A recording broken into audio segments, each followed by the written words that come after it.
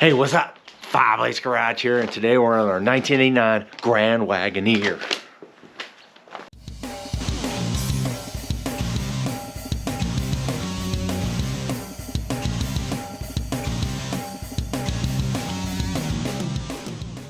All right, like I said, this is our 1989 Grand Wagoneer, and we love this thing.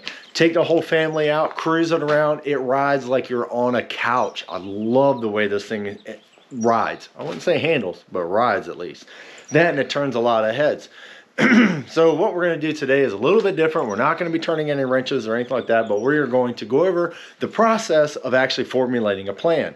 And the first thing you want to do is get a piece of paper. In my case, a manual for my bench over there. And you're just going to jot down, brainstorm everything you're going to need to do to actually make this thing reliable, comfortable, and be able to drive it any day of the week, wherever you want to go. So what we're going to do today is actually go through my list. We're going to go through first priority all the way down to the last priority. And the way that I actually figured out the priority list is, one, we still want to drive this thing. So we need to make it reliable and go down the road. The last thing is comfort. Functionality over comfort at this point. The seats are already wickedly comfortable. It is just, yeah, go camping in it. It's awesome. But anyway, so let's go a quick walk around and just see what we're starting with on this 89 Grand Wagoneer. And like I said, I like it a lot. All right, this is what we have. So as you can see, the bumper is not completely stock. And the only reason why is because I have a 2-inch body lift. We also have a 3-inch suspension lift. Added up, that's a total of 5 inches of lift, and I only have 33s on there, and they barely fit. I still rub. It's ridiculous. But anyway, I did have to bend this up a little bit. I was on a trail, and I kept slicing up my tire, so I bent that up a little bit. I actually cut a little piece and actually rolled it in. I do take this thing off-road every now and again. That's why we put on some homemade sliders. That is 1 3/4 DOM 120 wall tubing that we bent up, welded up, and actually have it to the frame. I did find these awesome wheels. Love those wheels. Got them from a junkyard, basically, for old Wagoneers. And this we just have it wrapped in some 33 1250s. I am making sure that the pressures are all the same. Coming around here to the back, we do have a trailer hitch that we actually put on. That's a video that's actually on the playlist. And also we have a tow hitch so we can actually tow the boat. It does look awesome when I'm towing this with the boat, or towing the boat with this, only because it's like vintage with vintage. The boat's like 1976, ridiculous. Anyway, we're coming on this side, original roof rack. That's one of the things we want to address. Got our bar.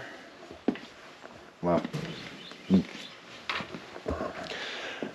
All right, so that's pretty much it. As a real quick, we're gonna go ahead and get it down and dirty because we have a list of 12 items that we want to actually fix on this thing or upgrade or just make it better. So let's start with number 1. All right, number 1 on my list is fuel pump. The previous owner put an HDI distributor on it.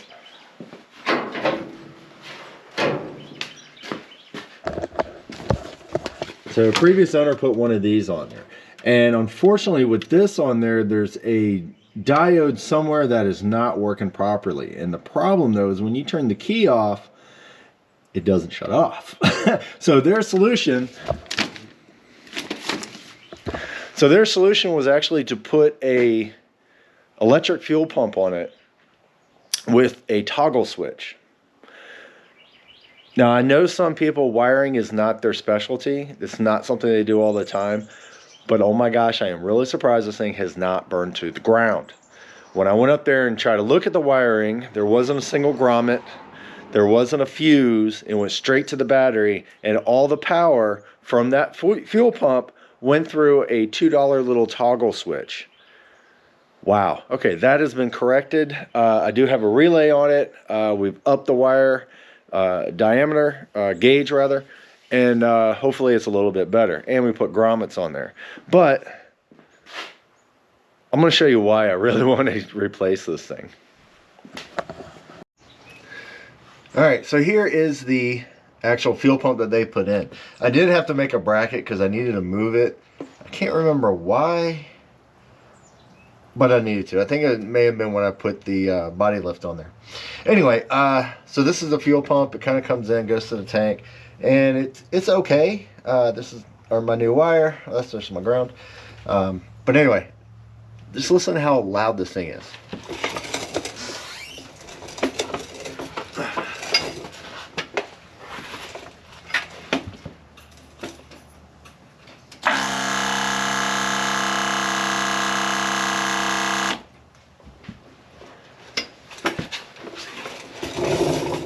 Now that's pretty darn loud.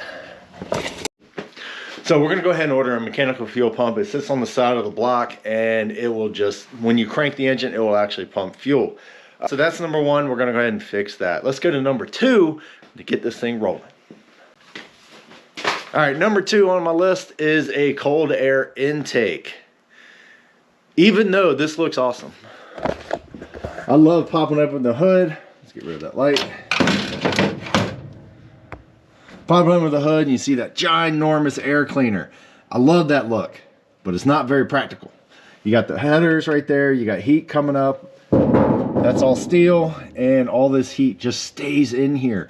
And eventually when you're sitting in traffic, that kills you.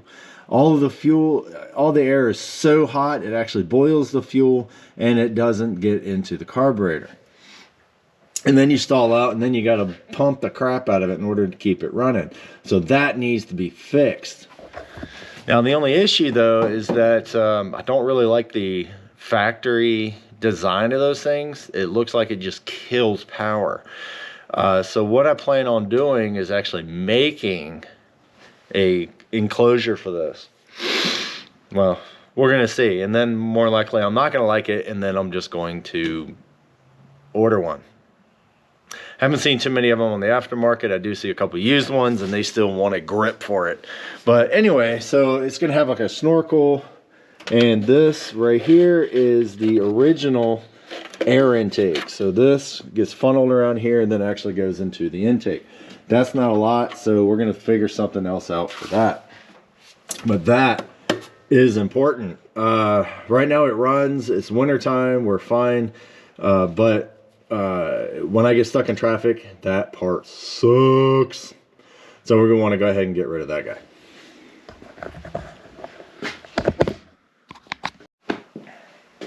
All right, number three, better brakes. Oh my gosh, this thing sucks when you're trying to stop it. This thing is heavy. I only have 15-inch rims on there, so I can't get a big rotor.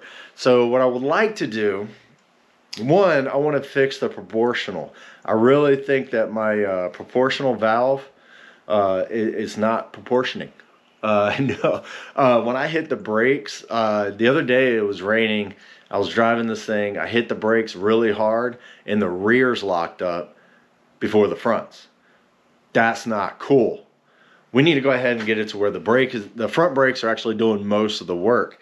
So I might need to get a different proportional valve. Maybe I'll go with a manual. I don't know. We're going to figure that one out. On top of that, I would like to actually get to replace the calipers themselves. Maybe get a few more different pistons. These are only single pistons. Maybe I'll do two to get a better clamping. I don't know. We're going to actually figure that out when the time comes. This is where I was talking about earlier about their finances. Some of these things are going to be high dollar. Some of these things are going to be really cheap. You need to be able to fit these in when you can. I would like to get all this stuff done this year because I have other things. I got a CJ over there. I got a Tacoma out there. And a Dodge. And a Mazda. So yeah, each one is going to need their own time. I need to get the Mazda done before my son starts driving. Anyway, so yes, brakes are very important. I really want to get that in there, and that might actually be above the air intake, but we'll see. I'm going to do some research and find out. All right, number 4 on my list is a radiator. Now this radiator right here, it looks authentic because it is. This is from the 80s. It is an original aluminum core, but it's only a single The coolant only passes through this thing one time. I would like to get a triple pass or something like that to, and maybe, and a good aluminum one. I'm still going to paint it black though, because it will look kind of goofy seeing a big old aluminum radiator through the grill. But that is definitely going to be needed. Like I said before, when I get stuck in traffic, it does have a tendency of overheating. I did put an electric fan on it that has 2 stages. It's off of a Thunderbird, I think it was, like from the 90s. So it has two phases, 2 speeds rather. I have it set up in the cockpit with some toggle switches. I kind of want to automate that a little bit. But if you want to see how I did that, check out the playlist below. It's actually pretty cool. I got 2 relays. Flip one on, low power. Flip the second one on, it turns off the low power and cranks it up. It's like 4,000 CFM when you put it on high. It cools it right down. That part's great, but that thing is loud. So I definitely want to fix the radiator so I don't have to put it on the high that often. All right, number 5. This is again to help with the cooling. I do have another hood right over there in the corner that I picked up from the same junkyard that I did the rims and the transmission and a couple of little odds and ends. Awesome place, but unfortunately, I think they closed down. But I want to swap out hoods because I want to carve one of them up. I want to keep one original. So this one will stay original. The other one I want to carve up and put some hood vents in there. The under the hood temperatures of this thing is ridiculous. Unbelievable. There's no ventilation through this thing. You know, other cars, they have it to where it'll kind of go down the tunnel. It might come out somewhere. It doesn't go out anywhere. So it just keeps building and building and building and building. And we want to go ahead and fix that. And the way I'm going to do that is actually put some hood vents in that other hood. So in the summertime, when it gets really hot, especially if I'm on a trail because you're just chugging along going 2 miles an hour, hopefully that will actually allow some of the heat to get out of this engine bay. But yeah, that's a quick and easy step. It is over there. It doesn't hurt the cosmetics too much. But like I said, I'm going to have 2 hoods, and I'll put this one on in the winter when I don't need it as much.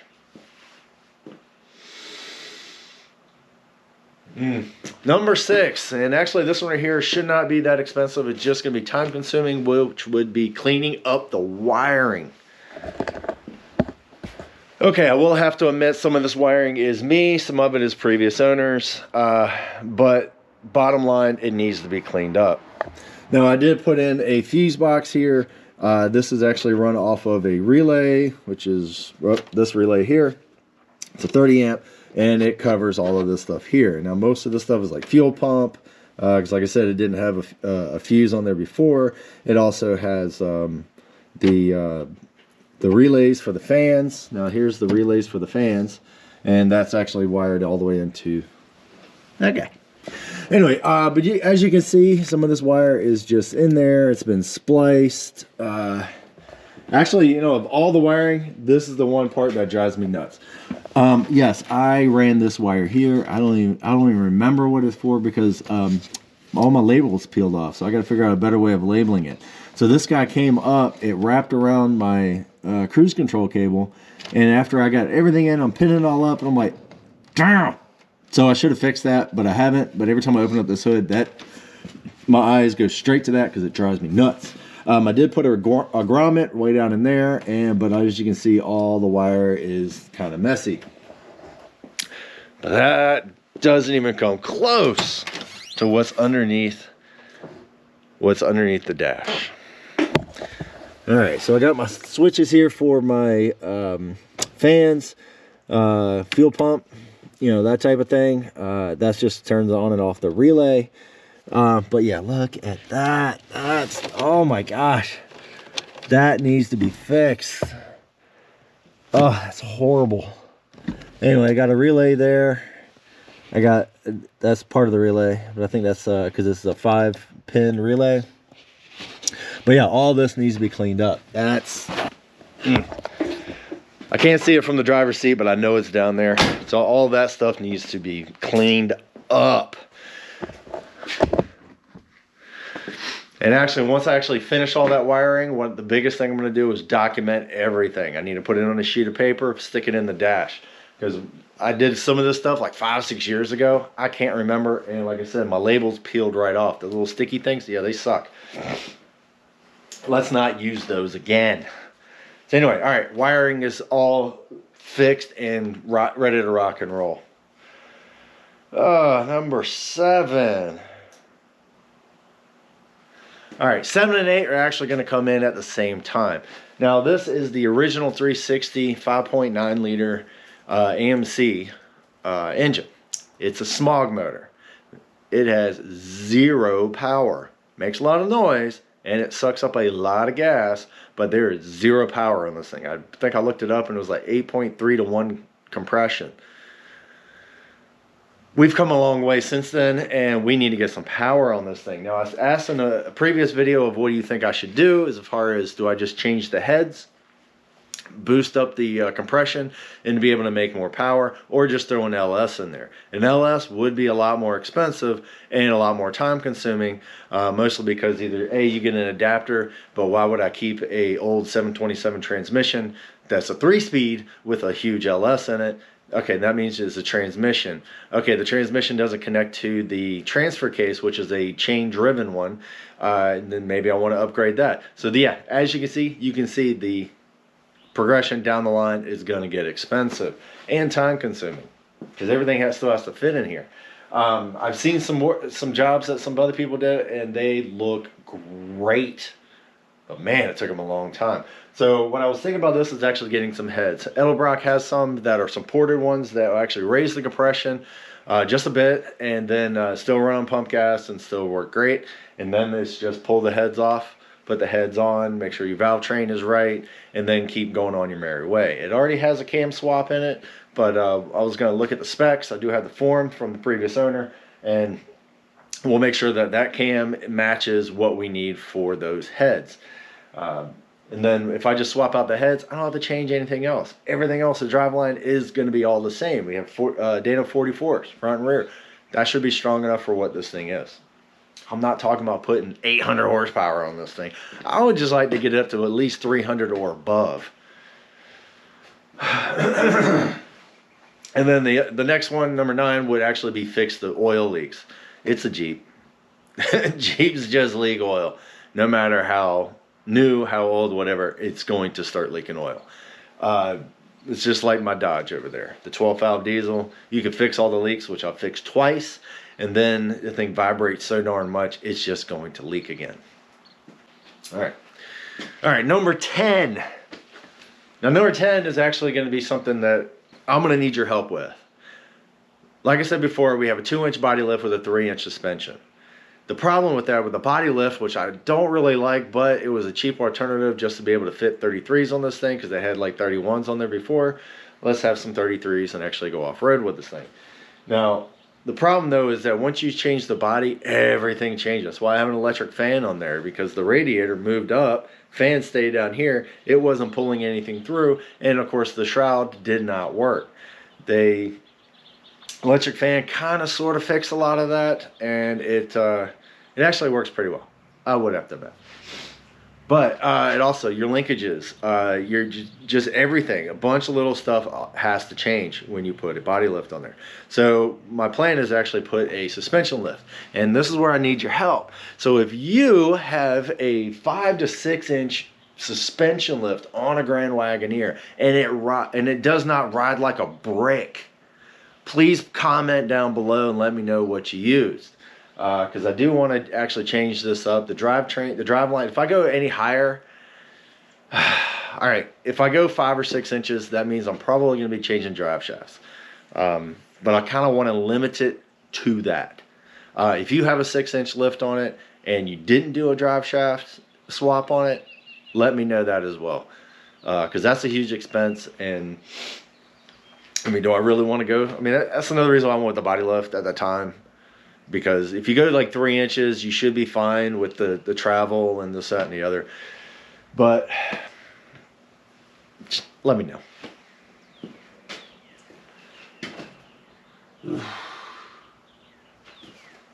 All right, now we're on to number 11. I'm gonna have to show you on this one.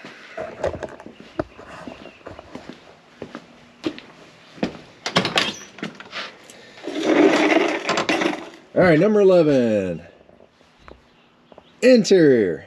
That seat is destroyed. It still rides so comfortable, but that seat is destroyed.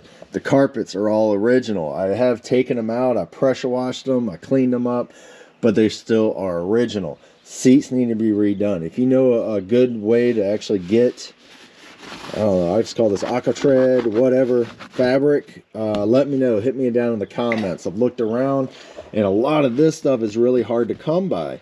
This stuff is just pleather. It's not even real leather. It's just fake plastic. This I can actually find, but I don't feel like sitting there with a sewing machine and sewing up these things here. I would like to get an aftermarket one. All the ones that I've found so far don't have this centerpiece. I really would like to keep the centerpiece. Yeah, as you can tell, this is original, deep. Anyway, the headliner actually is in pretty decent shape. I do need to get some new of these. I did pick some up from the junkyard, but apparently different years had different types, and the ones I picked up did not work. Dash pad is actually in really good shape. I missed my button. I gotta figure out what that was for. I really don't know. And also, I might need to like figure out what all these buttons and knobs and stuff work on. Let's see what else.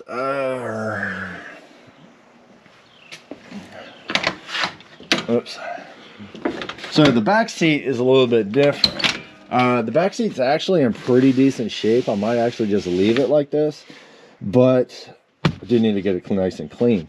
The kids love sitting back here, and it works out great. Now, if you look up top, that is just, yeah, not great.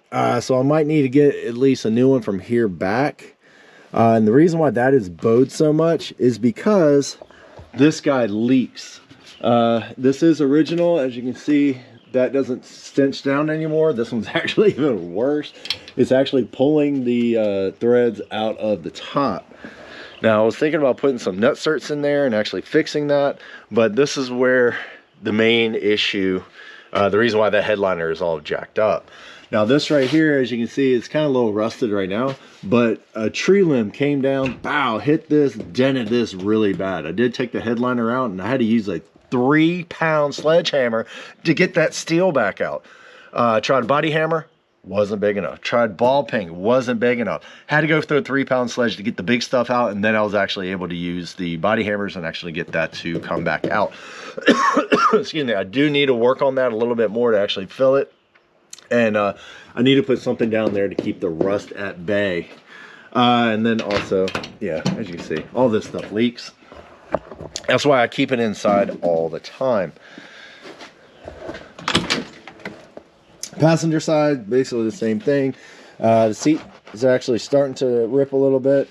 But yeah, we just need to fix this up and make it pretty. And actually, the seats still work.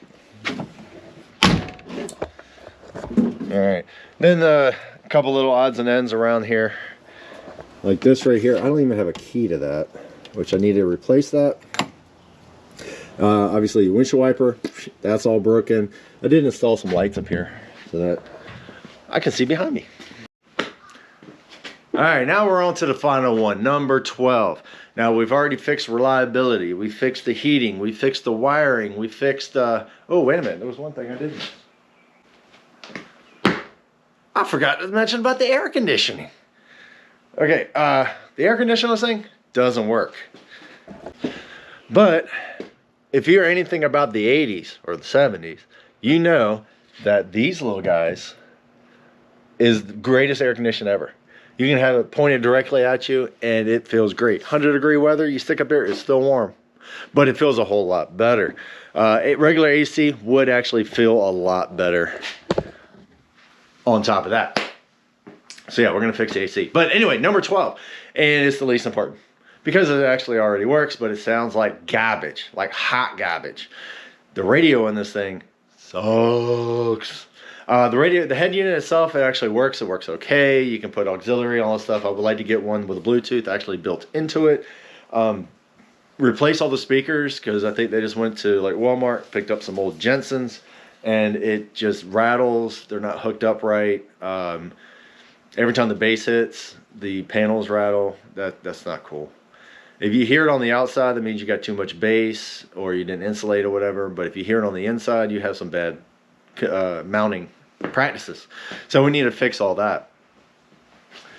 But anyway, so that's basically our plan. And what I need from you is actually comment down below on maybe my order's wrong. Maybe you have a good source of like, hey, I got these seats from, you know, whatever company and they worked out great. Put that down below. Also, any of the other things that the suspension, please put that down below. But hopefully this kind of helps you on what we're planning on doing with this, and maybe what you can plan to do on your Grand Wagoneer, because we need to keep these guys rolling because they look awesome down the street. Did you know that I can roll down one window and I don't get a helicopter sound? If you're in any other new car nowadays, you roll down one, oh my gosh, it hurts because the aerodynamics, I guess, or whatever. This thing doesn't care because it's a giant brick. Could be the reason why I only get 9 miles to the gallon. Also, it could be the 3-to-1 compression ratio, or the tune, or the carburetor, or whatever. But we're going to try to fix that out because this guy needs to stay on the road, and I need to get it a little bit more reliable so I can drive it on a daily. Not at 9 miles to the gallon, so almost at a daily. But anyway, take it easy, have fun, stay tuned for the rest of the year of what we're actually going to do with this thing and get this thing back on the road a lot safer and a lot better than what it is right now. Because I got 3 teenagers that I'm pretty sure, oh, can I take it to school? We got to make it safe. So anyway, take it easy, have fun, follow along. Later.